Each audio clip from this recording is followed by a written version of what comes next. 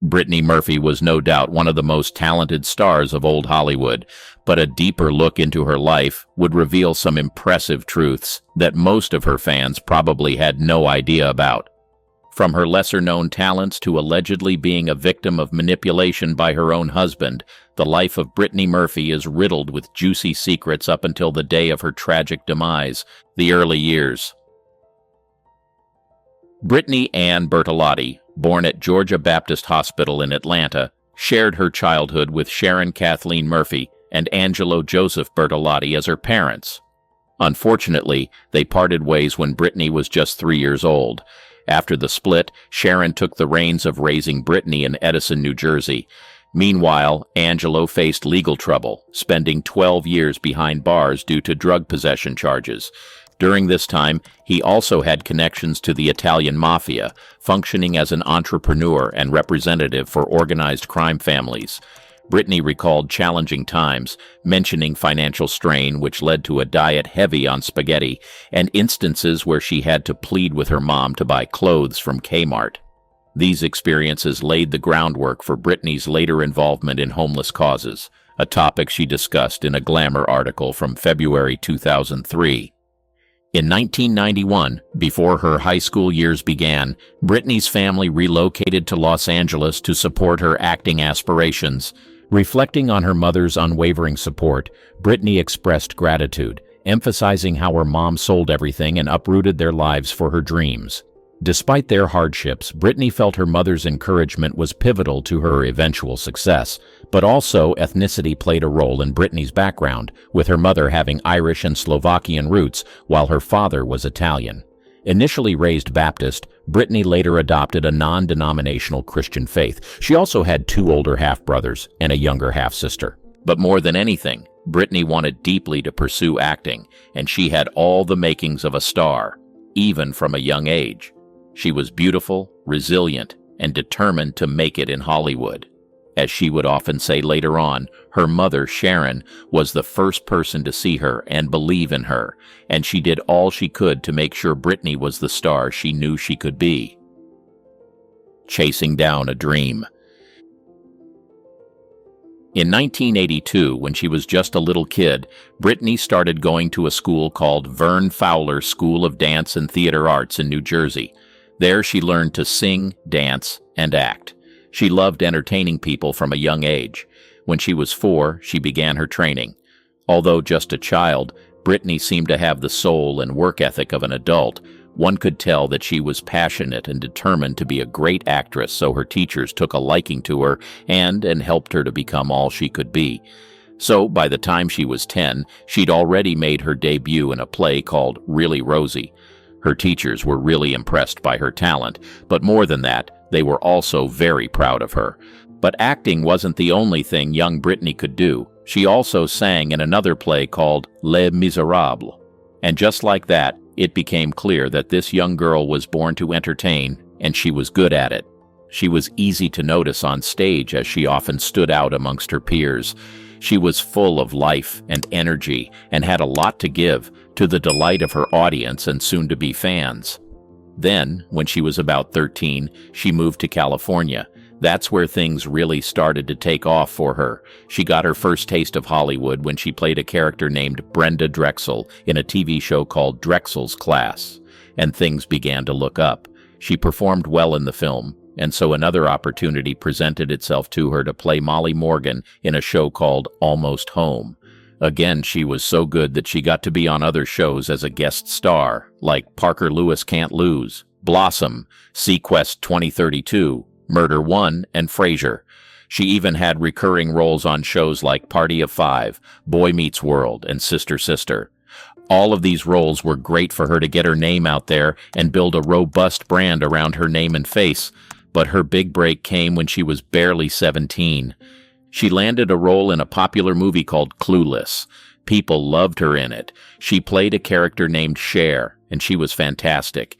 Even her old acting teacher from when she was a kid said she was going to be a huge star when he saw her in the movie.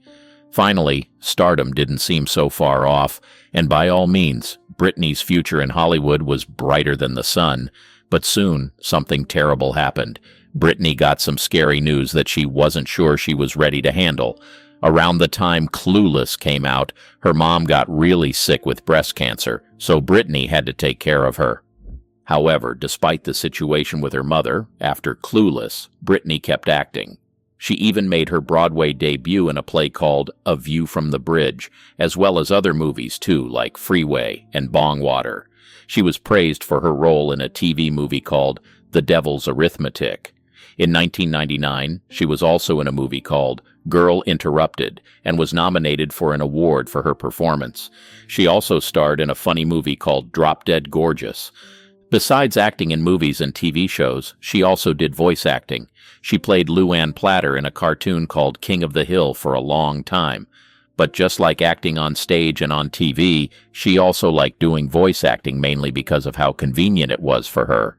She didn't need to go anywhere for voice acting, didn't need to dress up or be on set. She could do it at home, even in her pajamas. The more she did it, the more she fell in love with it. And just like every other thing she had ever tried to do at this point, she was extremely good at it. So good that she even got nominated for an award because of her outstanding performance. Beyond all that, in the early 2000s, Brittany continued her acting journey with different roles. In 2000, she starred in a thriller called Cherry Falls as Jody Markin. Then, in 2001, she took on the lead role in Don't Say a Word, alongside Michael Douglas. Although the movie didn't get much love from critics, her performance stood out and was appreciated. But despite these, her career took an exciting turn in 2002 when she played Alex Letourneau in 8 Mile, a film based on the life of rapper Eminem. This movie was a big hit both with critics and at the box office, giving her career another boost. The following year, she teamed up with Dakota Fanning in Uptown Girls, where she played Molly Gunn, a young woman dealing with the loss of her musician father. She also starred in a romantic comedy called Just Married. Although the movie did well financially, it didn't impress critics much. During this time, her mother battled breast cancer again, requiring her care once more. But once again, Brittany would not let her mother's situation bring her down or distract her from her passion and career. So in 2004, she took on the role of Stacey Holt in Little Black Book, which unfortunately didn't do well with critics. Despite this setback, she continued her acting journey with appearances in Sin City in 2005, earning praise from notable critics like Roger Ebert for her acting chops. She then explored independent films, appearing in movies like Spun in 2002, Never Was in 2005, and The Dead Girl in 2006. She also worked on 2 films directed by Edward Burns, Sidewalks of New York in 2001 and The Groomsman in 2006. In 2006, she returned to voice acting in the animated feature Happy Feet, where she voiced Gloria Penguin. Her versatility as an actor was further showcased when she starred in the Lifetime TV movie Tribute in 2009.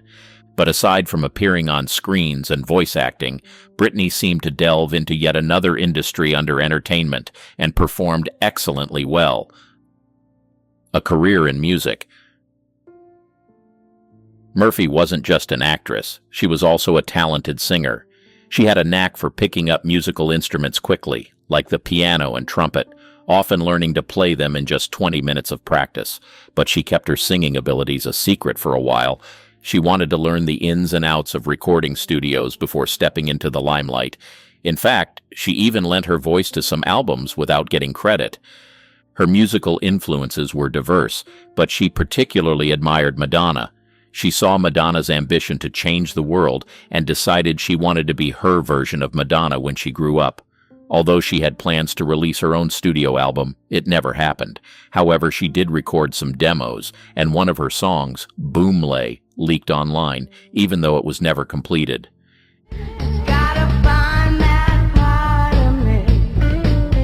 In the early 1990s, she was part of a band called Blessed Soul with actor Eric Balfour. Then, in 2006, she collaborated with Paul Oakenfold on the single Faster Kill Pussycat, which became a hit in clubs and even reached #1 on the Billboard Hot Dance Club Play chart. She also showcased her singing talent in the movie Happy Feet, where she covered songs like Queen's Somebody to Love and Earth, Wind and Fire's Boogie Wonderland as the character Gloria. Interestingly, Gloria was the most similar character to herself among all the roles she played.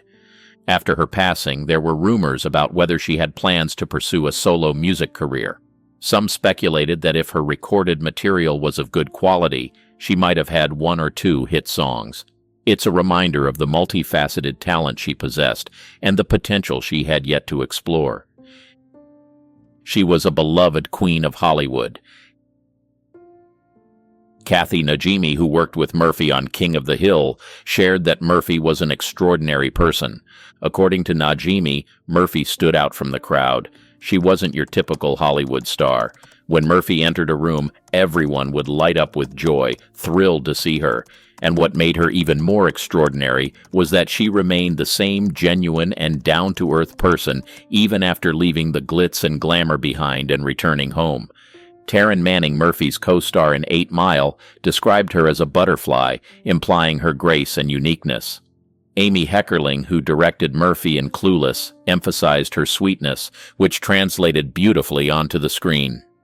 Heckerling added that Murphy's authenticity was undeniable.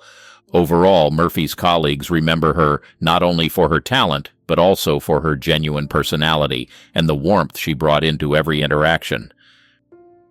Brittany's dangerous love story.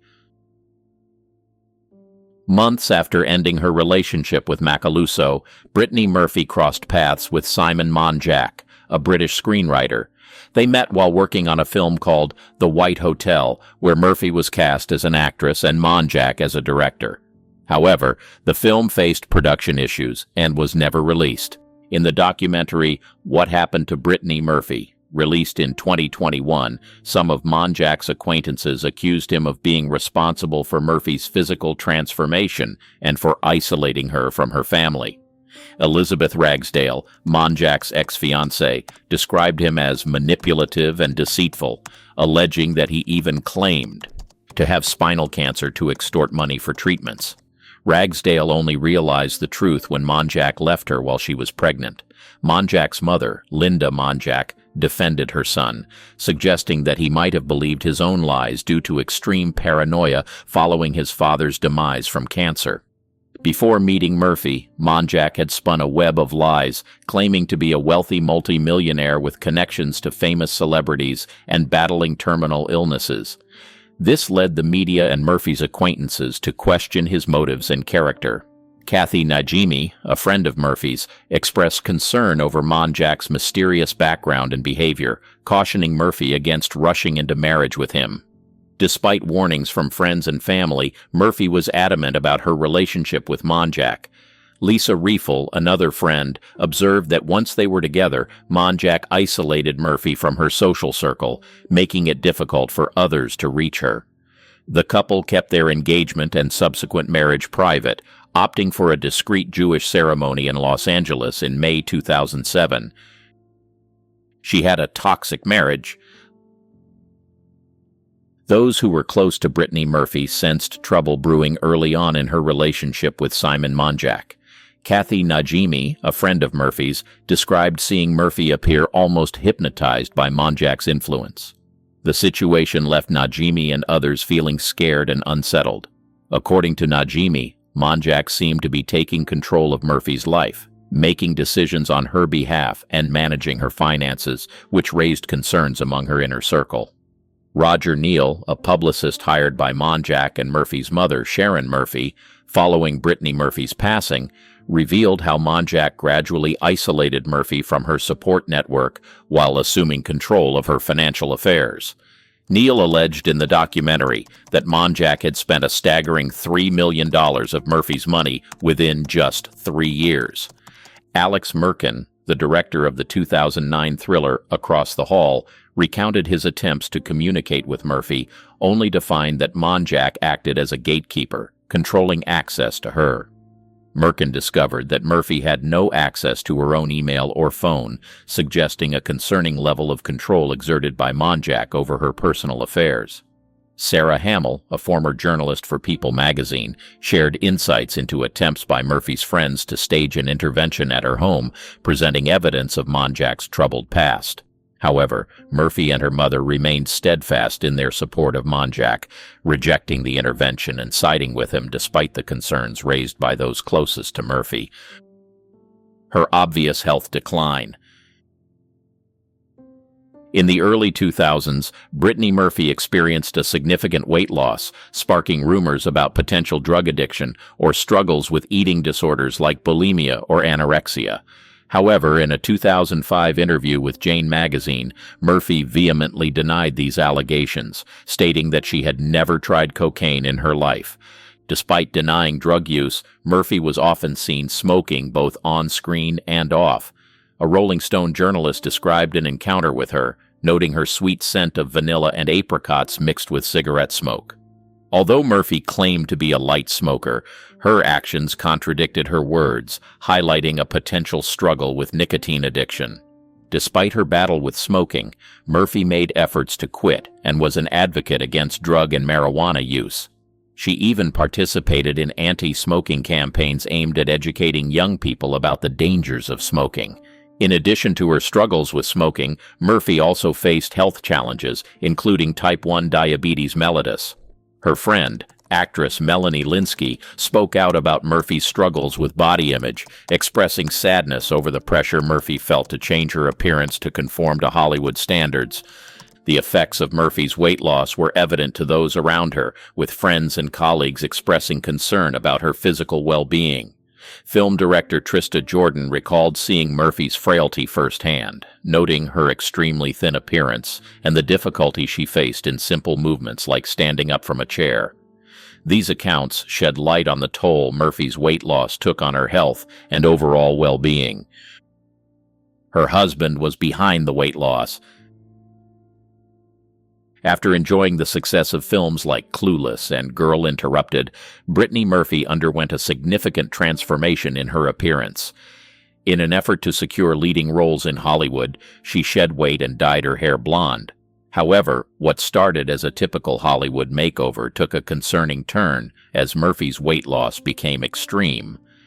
As Murphy's figure became increasingly slender, speculation arose regarding her health, with rumors swirling about a possible eating disorder. Despite these rumors, Murphy consistently denied having any such condition in interviews. In the documentary, Elizabeth Ragsdale, Monjack's former fiancée, expressed her alarm upon seeing media images of Murphy looking emaciated. Ragsdale, who had experienced pressure from Monjack to maintain a slim figure during their relationship, believed that Monjack played a role in Murphy's drastic weight loss. According to Ragsdale, Monjack had a preference for women with eating disorders, suggesting a troubling pattern of behavior. This revelation sheds light on the potential influence Monjack had over Murphy's physical appearance and raises questions about the dynamics of their relationship. Her tragic passing.